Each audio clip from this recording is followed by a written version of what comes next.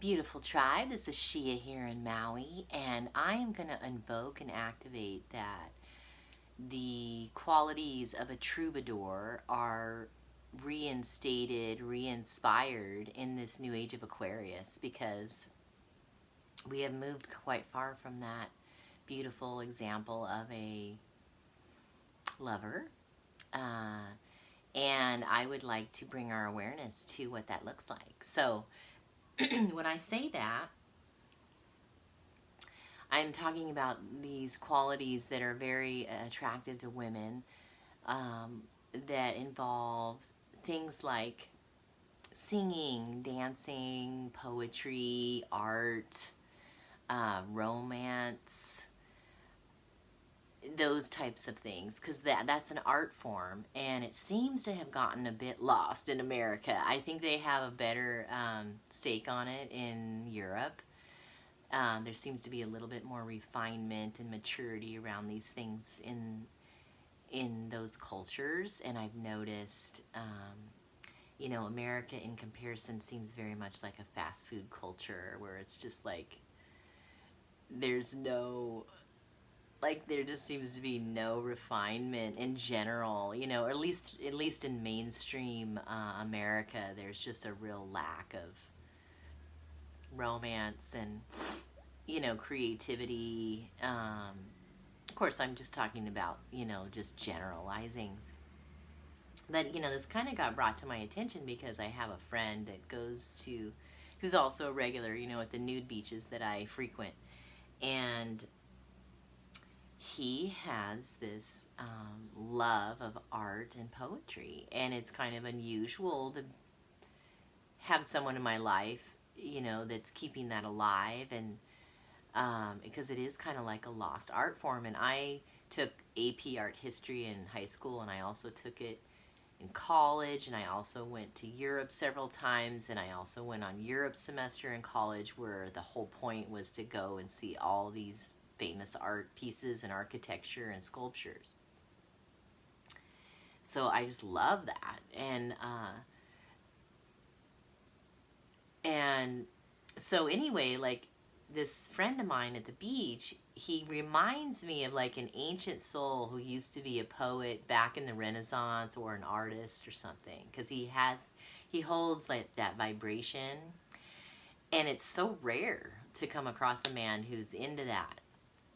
And he's kind of he can be a bit of a, what would you call that? He can be a little bit of a cranky guy too. He's kind of a character. But nonetheless, he used to teach this in high school, and anyway, so, he shares his art, with his books that he reads, and he reads this poetry to me each time I go, and I kind of almost like enjoy having my weekly infusion of poetry and art, from someone who appreciates the finer things of life like that, because it's usually romantic, the art and the poetry, right? And in the same way, singing and dancing is something I love. Or if a man really knows how to dress, has some style, or knows how to decorate, anything. I guess any of the things that women are good at, it's always impressive when a man's good at it. But I invoke and activate that those qualities come back into the forefront of, because women really value those things. We're all different and rigged differently, but I know I appreciate that level of refinement. I love going to museums, and seeing all that art was awesome.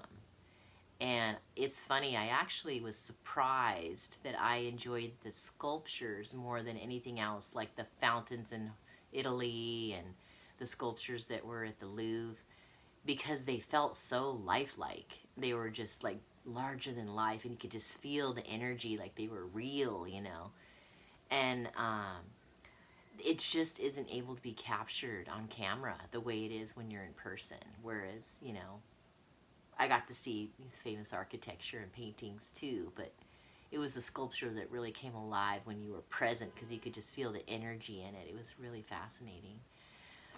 But anyway, it's funny how it seems like romance has really taken a dive.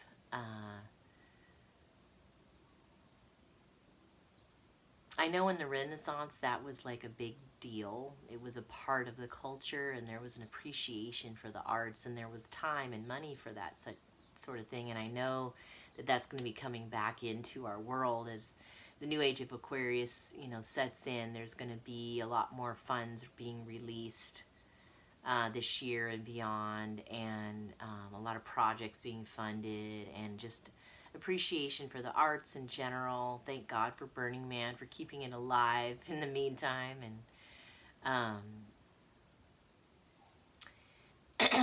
and yeah, that's just, we're gonna have more time for those artistic pursuits, because we got kind of caught up in a debt culture, a survival culture there for a long time, because it's just the way things were. But we're moving into a different era now, and moving out of that, so that we can put our energy into these artistic pursuits that really bring a lot of flavor to life and relationship. And so I invoke and activate that romantic qualities are relit in a way, so that we're all healthier and happier. Because I know that adds a spice to life that I really long for and that I miss. And, sensuality is very much so an art form like romance is. They kind of go hand in hand. And, yeah, I don't know. To me, that's just super satisfying and fulfilling.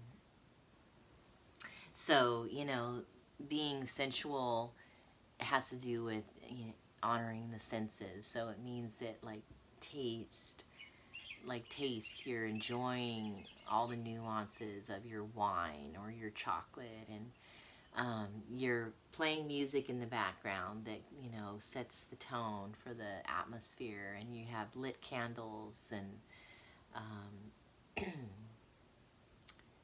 you might have like a fuzzy blanket covering the both of you up that you're feeling right now, along with snuggling up with each other, so that gets kind of the touch part of it. And maybe you're smelling aromatherapy from the diffuser, so that smell is, you see what I mean? It's like all the senses are brought into this altered state that's heightened and has a higher vibration.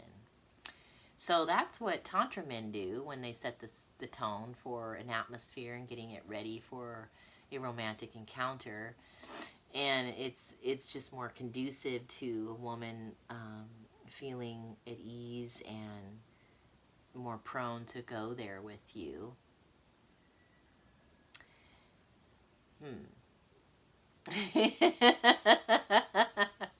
So anyway, I hope that inspires you to think about that a little bit more, and how you can incorporate that into your life. One of the things that I do in my sessions is I also use sensory toys as a way to start, because that really works for women. It's very safe. It's not even your hands on her body, because she may not be ready for that yet until until you build trust with her. So when you use sensory toys, it's things like feathers, fur. There's all kinds of toys in those toy shops that are just different sensory experiences. My favorite one is the scratchy one. The scratchy one's like some kind of scratchy brush. Is one of my favorites. And she might be more open to experiencing that as a first step, if she's not ready to have your hands on her body yet, or even maybe ready to even kiss yet, or whatever. So anyway, something to think about.